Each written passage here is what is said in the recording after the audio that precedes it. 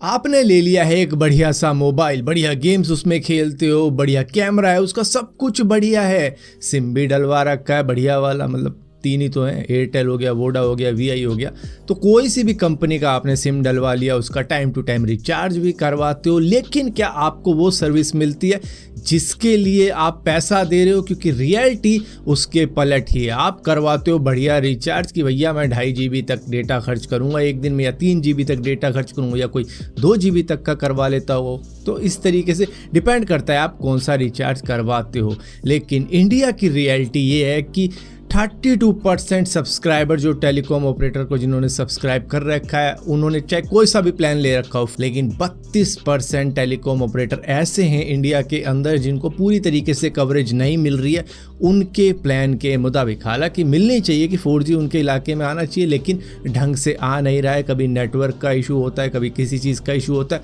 हालांकि वो पे उतना ही कर रहे हैं जितना कि कोई दिल्ली में बैठा हुआ बंदा कर रहा है, या फिर कोई इंडिया के बॉर्डर पर बैठा हुआ बंदा कर रहा है जिसको ठीक से इंटरनेट स्पीड मिल भी नहीं पा रही है। हालांकि 5G के बारे में यहाँ पे बात नहीं करेंगे क्योंकि 5G का रोल आउट अभी भी चल रहा है, तो उसको ऊपर नहीं कह सकते। हालांकि उसका बताया जा रहा है कि उसकी कवरेज काफ़ी ज़्यादा अच्छी होगी। यहाँ पर सिर्फ 4G के रिचार्जेस की ही बात करते हैं। पूरे इंडिया के अंदर अलग अलग एजेंसीज ने अपना अपना सर्वे किया है और उन सर्वे का टोटल मिलाकर 69% सर्वे में से ऐसा निकला है कि कॉल ड्रॉप के इशू होते हैं, कुछ इलाकों के अंदर कॉल कनेक्टिविटी के इशू होते हैं। और यहाँ पर लोकल सर्कल के मुताबिक जिन्होंने अलग से सर्वे किया है कि 26% मोबाइल सर्विस सब्सक्राइबर ऐसे हैं जिनके घर में तो कवरेज अच्छा आ जाता है, इंटरनेट स्पीड भी ठीक ठाक आ रही है, लेकिन जहाँ पर वो काम करते हैं वहाँ पर उनको नेटवर्क ठीक से नहीं मिलता है। किसी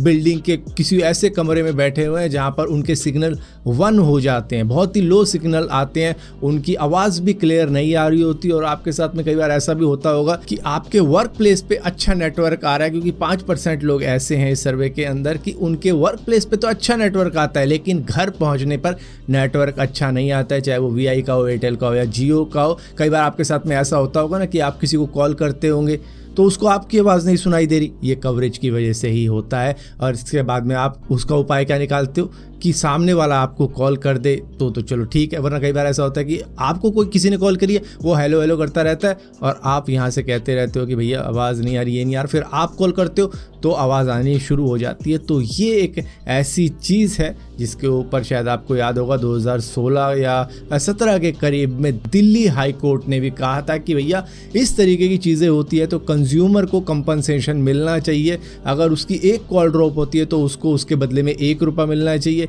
और दिन की 3 कॉलें अगर ड्रॉप हो जाती हैं, मैक्सिमम 3 कॉलें ड्रॉप हो जाती हैं तो उसको 3 रुपये मिलने चाहिए। 3 रुपये की कैप लगाई हुई थी कि मतलब इससे ज़्यादा नहीं मिलने चाहिए कंज्यूमर को कंपनसेशन के रूप में, लेकिन हाँ मैक्सिमम 3 रुपये एक दिन के मिल सकते हैं अगर आपकी 3 से ज़्यादा कॉल ड्रॉप भी हो जाती है। तो ये तो किसी को खैर मालूम भी नहीं होगा, अब तक तो भूल भी गए होंगे लोग, और कोई ही करता होगा इस तरीके की कंप्लेंट को लेके कि भैया मैं कोर्ट चला जाता हूँ, वहाँ पर देखता हूँ कि भैया किस तरीके से मेरे 1-2 रुपये नहीं लौटाते हो तुम। क्योंकि रियलिटी ये है कि लोगों को ये पता है कि रिचार्ज कितने का करवाना, ये नहीं पता कि उनको अगर कनेक्टिविटी मिल नहीं रही है तो उनको क्या करना पड़ेगा। क्योंकि देखो कॉल डिस्कनेक्ट हो जाए या ड्रॉप हो जाए तो उसके लिए कंपनसेशन मिलता है, लेकिन कौन इन पचड़ों में पड़े, तो उसी को सोचते हुए कोई भी इन पचड़ों में नहीं पड़ता। और इसी सर्वे के अंदर ये भी पाया गया कि 20% लोग ऐसे हैं जिनकी 50% तक की जो कॉलिंग होती है उसकी वॉइस क्वालिटी क्लियर नहीं होती। हालांकि ये कहा जाता था कि भैया जब 4G आएगा तो वॉइस क्वालिटी काफ़ी ज़्यादा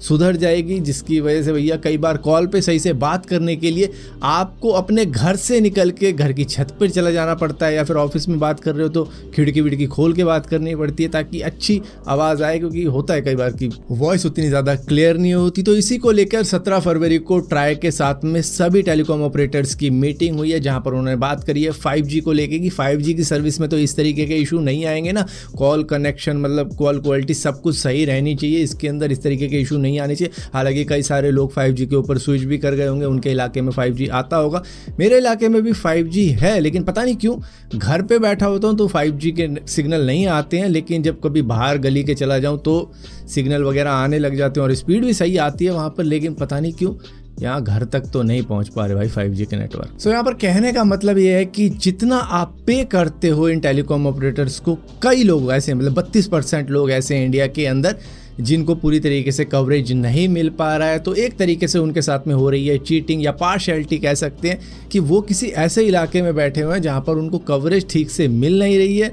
और वो पे उतना ही कर रहे हैं जितना किसी मेट्रो सिटी में बैठा हुआ बंदा पे कर रहा है उतनी ही सर्विस के लिए। हालांकि वो कुछ ना कुछ कर सकते थे इसके ऊपर, मतलब जैसा कि 2016 में दिल्ली हाई कोर्ट ने कहा था ट्राई को कि भैया कंपनसेशन मिलना चाहिए, और उस वक्त में 24 से 25 टेलीकॉम ऑपरेटर हुआ करते थे और आज की डेट में सिर्फ 3 ही रह गए। तो उस वक्त में आज के वक्त में काफ़ी ज़्यादा फ़र्क है और कोई भी पचड़ों में नहीं पड़ना चाहता, वो भी 3 रुपये के लिए। अगर 5 कॉल ड्रॉप हो जाती है तो भी 3 रुपये मिलने, 25 हो जाती है तो भी 3 रुपये मिलने, मैक्सिमम 1 दिन का कंपनसेशन। तो खैर कोई भी नहीं पड़ेगा इतने से पचड़ों के अंदर, वो कहेगा कि भैया मैं छत पे चढ़ जाऊंगा या उस पहाड़ पे चढ़ के बात करूंगा।